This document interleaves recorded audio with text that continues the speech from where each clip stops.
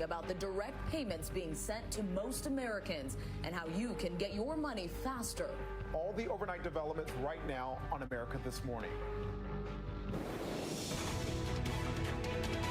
From ABC News in New York, this is America This Morning.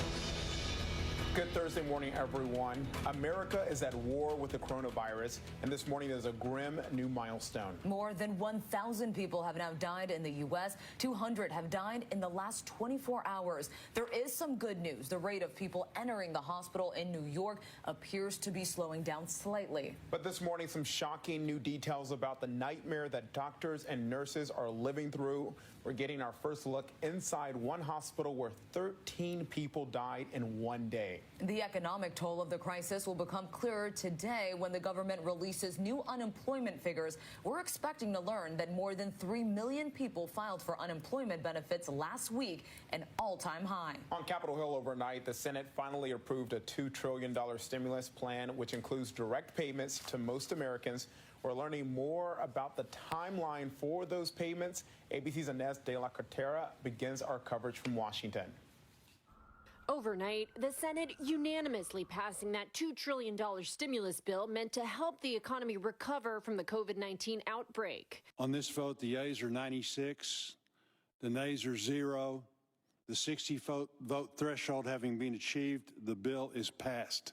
As part of that bill, the government will send people earning $75,000 or less a $1,200 check plus $500 per child. Those earning up to $99,000 a year will get a smaller check. Checks will go out on April 6th. It could take 4 or 5 weeks to reach those who will get it by mail. Those that get direct deposit could get it sooner. There's also money in the bill to help states and hospitals. As President Trump says he'd like to reopen the country by Easter, the top doctor on his coronavirus task force with this warning on CNN. And you've got to understand that you don't make the timeline. The virus makes the timeline. Dr. Anthony Fauci also warning the virus could come back in seasonal cycles as it now spreads to countries in the southern hemisphere going into their winter season. If, in fact, they have a substantial outbreak, it will be inevitable that we need to be prepared that we'll get a cycle around the second time.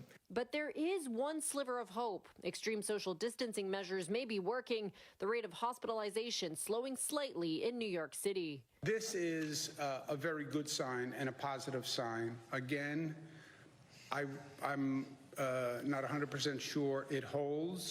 Today, new guidance will be released by the Center for Disease Control, warning that parks, which have seen a surge of visitors during this outbreak, could become breeding grounds for the virus. Kenneth and Mona. Inez, thank you. Now to the first responder.